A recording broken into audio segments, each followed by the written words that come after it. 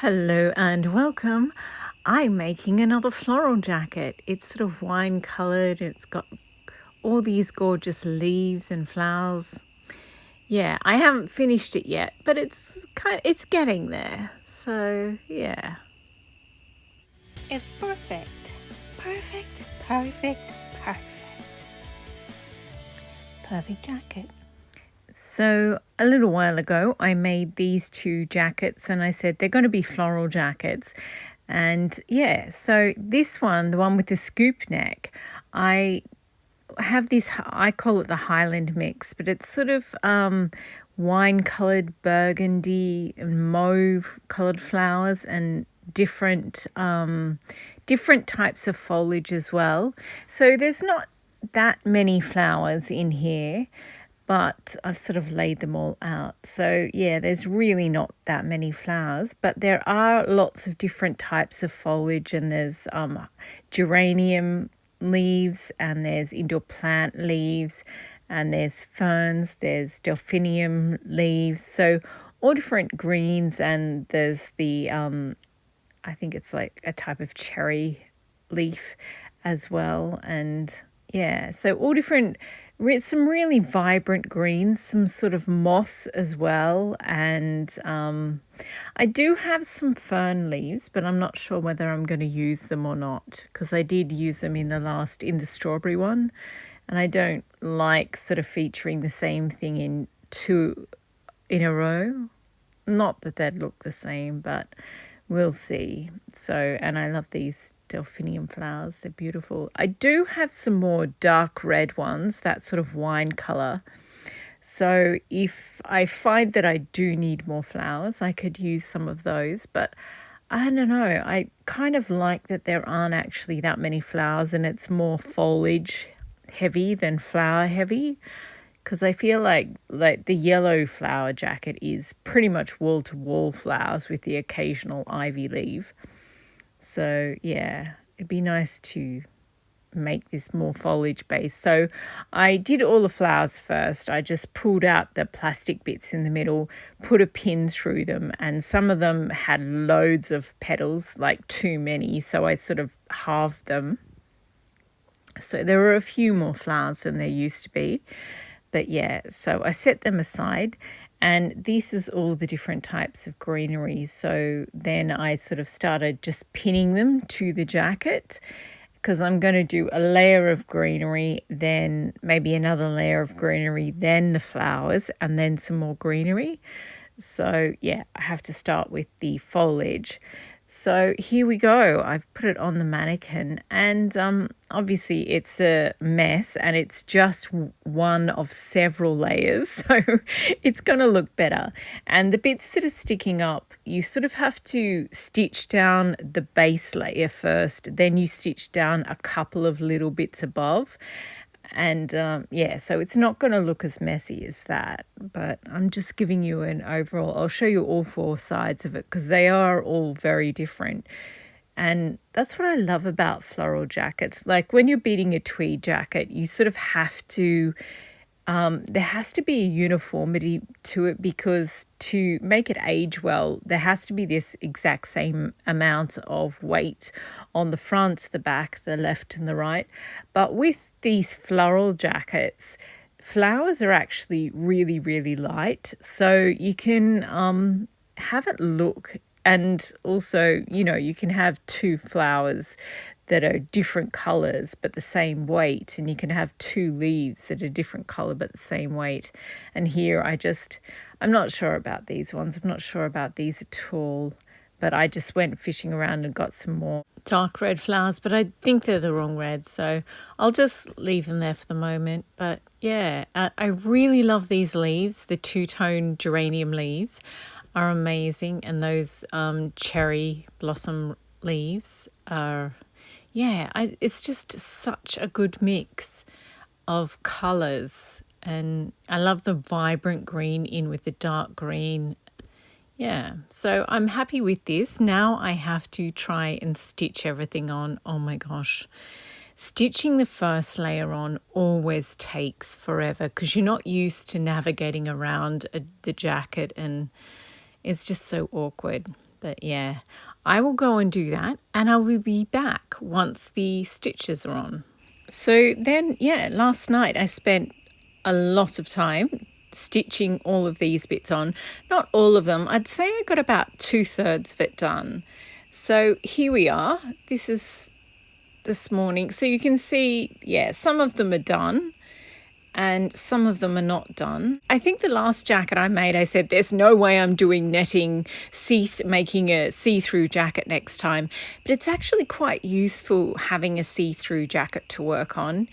And yeah, so I'm just putting it up here. I know I haven't finished stitching everything on, but it's just good to put it on the mannequin and look at it every now and again. Or if you don't have a mannequin, to put it on and just look at it in the mirror and like look at it from the front, the sides and the back, because you really have to get a 360 idea of what it looks like. Now, I know it seems very cropped to some people, but I want a jacket that I can actually sit down in and actually move in.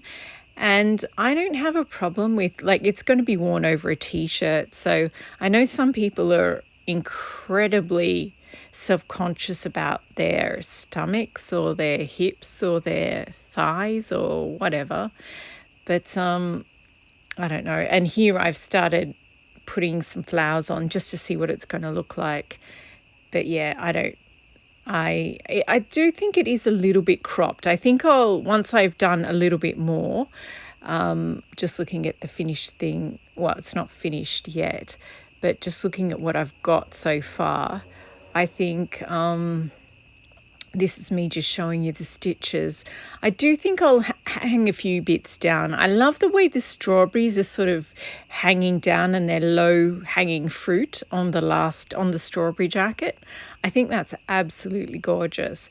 So yeah, this is so completely different to the other two jackets that I've done. It's just, it's like a completely different genre. This is very in 2012 maybe, Jean-Paul Gaultier did this beautiful evening dress in tulle, and then he stitched some ferns on it, and I think it was inspired by the vertical walls, the sort of plants that grow up walls. It's a huge thing in Paris in particular, but in France, and because a French botanist came up with the idea. And yeah, anyway, it's kind of this jacket reminds me of that dress from Jean-Paul Gaultier. And yeah, so now it is time to start stitching on the flowers. And I'm actually going to use beads. You can see I've got sort of mauve beads, sort of really lavender purpley mauve beads. These are the more magenta-y rose pink ones, and I really like these ones. They make the flower look like a hollyhock, I think, or or a foxglove, and I think it was supposed to be a peony. And yeah, I don't like on the left side of your screen, so actually the right side of the jacket, those two big ones, I don't think they work. So I took out the big one on the chest area, and I'm also going to take off that big one on the shoulder strap. It's interesting because of the other two floral jackets I've made, they've had quite a high neckline, well, relatively high. And this one, yeah, with a scoop neck, you have to be careful about the amount of weight you have on at the bottom of the neckline there, because it actually, if you put too much weight on the center front, then it sort of pushes the whole jacket out. It's very different. Yeah, it's a very different way of weighting things, and it's just interesting, just different. It's yeah. And I end up adding more of my big beads. I swear I'm going to use up, I've had all these, like occasionally I buy a big bead. I'm like, I am never going to be able to use that, but it's so hilariously big, and it'll be an amazing challenge if I can use it well in a jacket. So over the years, I've bought these beads. They're like an inch big, or some are bigger. So in this one, I use these sort of dark red diamond shaped beads. and some round ones. And then I've also got the mauvey purple, like dusty pink ones. They're a lot of them are plastic. There's also some absolutely beautiful glass beads that you'll see them at the front. But yeah, most of them are plastic and a lot of them are hollow. A couple of them are actual just big chunks of plastic. I like the back of this jacket. I wasn't sure about it, but they I actually turned the flowers upside down, so that's why there's a little bit of green in the middle. And then I end up stitching a dusty pink bead in the middle as well. So yeah, it's looking a bit weird and awkward. So I put those pom-pom ones instead of that larger one on the chest area, on that left half of the screen, whatever that side's called, the right side of the jacket. So here we go. And you can see that I just used the beads. I should have pointed out the glass beads. The sort of, I feel like here we go.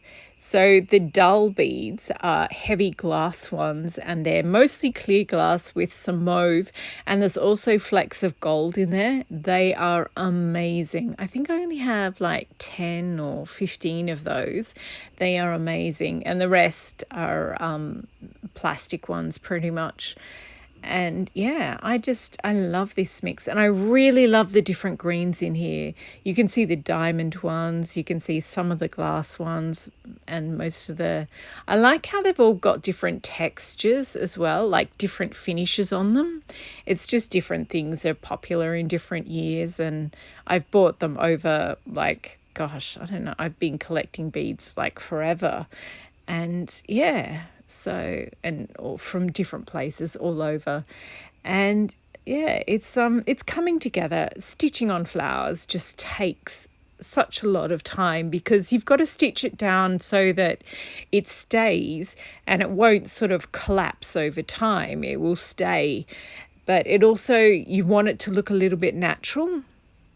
So I think it is a bit too bling beady at the back at the moment. So I think I'm going to put some foliage over the top to sort of semi-obscure some of the larger beads. So it won't look quite as awkward and quite as obvious as it does at the moment. But on the whole, I like the placement, and the weight is good. Like, because they're big beads, of course, they're going to weigh it down. So it is important that the beads, the weight is equal of the beads. But yeah, I didn't think I would use quite so many beads as I have. But then I was like, actually, I like the beads. So once I've done like all these flowers, because some of them are still just pinned in place, and once I've added more beads, I think I'll just go in between and add little bits of moss and heather and smaller bits of foliage as well. And I also have maybe a dozen little dark red flowers that I'm going to put on stems, so bugle beads.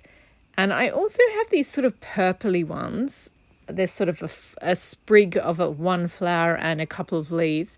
But I don't think I'll use them because they're sort of, they're a bit brighter than everything else in there.